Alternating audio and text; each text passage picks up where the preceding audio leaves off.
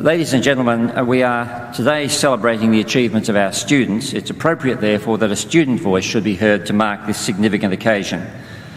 I would like to invite Jessica Moran, who graduated today with a degree of Bachelor of Science with First Class Honours in Zoology, to deliver the Valedictory address on behalf of the graduates.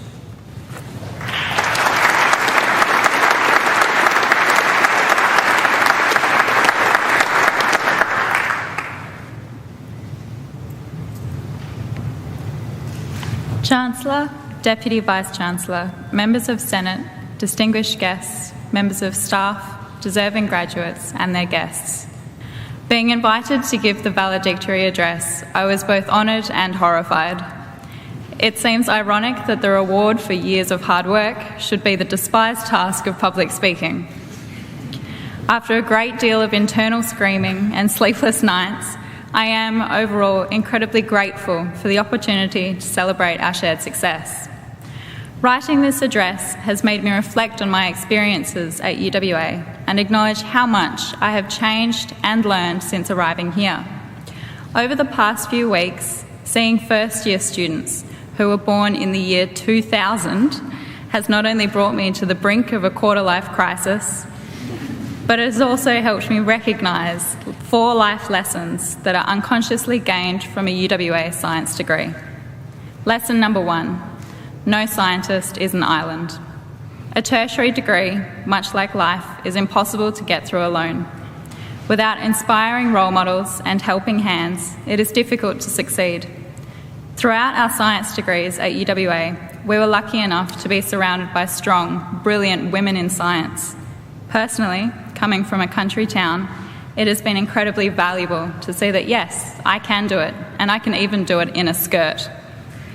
I am indebted to the amazing men and women of the Faculty of Science for the inspiration they provided, but also for their generosity and kindness.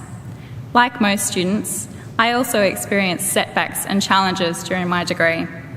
However, my supervisors and the wonderful team at the Science Student Office reminded me that the ability to ask for help is a show of strength, not weakness. I have no delusions. I certainly would not be standing here giving this address or even graduating if I had isolated myself and not reached out for help on numerous occasions. Lesson number 2, we are now ambassadors for science. We must use our privilege and credibility wisely.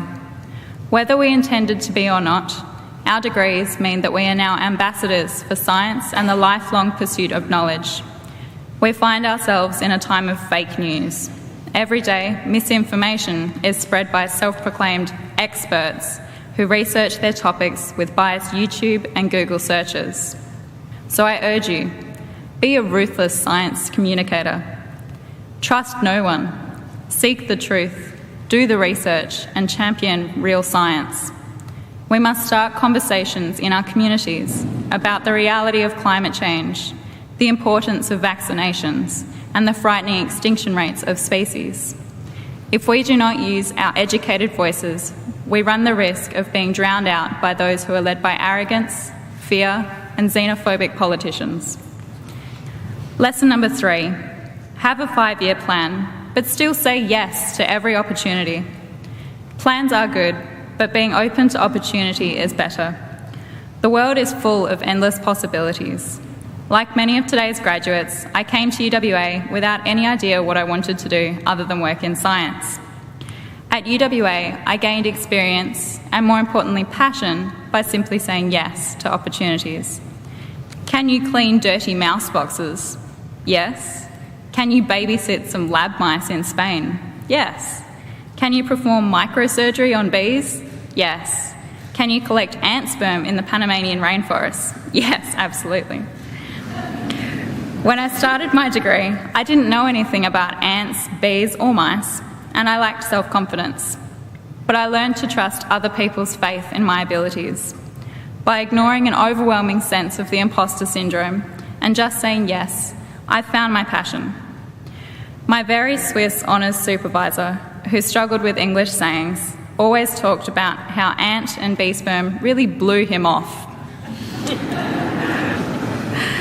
Despite the unfortunate missaying, his mentorship helped me realise how blown away I could be by bees, eventually inspiring me to now pursue a PhD focused on protecting some of our most important pollinators. Only by being open to opportunities and having the courage to chase them up have I ended up here. Lastly, lesson number 4, make time for life and be grateful. There's a common, if not overused saying, never get so busy making a living that you forget to make a life. It may sound cliched, but it's true. During my degree, I experienced the loss of a parent and a sibling. There were 1,000 moments with my dad and my big brother that I took for granted, simply because I expected 1,000 more. Learn from my mistakes. Don't worry too much about the stuff that doesn't need worrying. Make time to consciously be grateful for lazy Sundays, cheap avocados, dad jokes, bad memes, and good dogs. Make time for life. Rather than ending these life lessons from UWA with the cliched, pursue the impossible, I'd like to leave you with a similar but more expansive quote from the great English author Douglas Adams. Let's think the unthinkable. Let's do the undoable. Let us prepare to grapple with the ineffable itself and see if we may not F it after all. Thank you.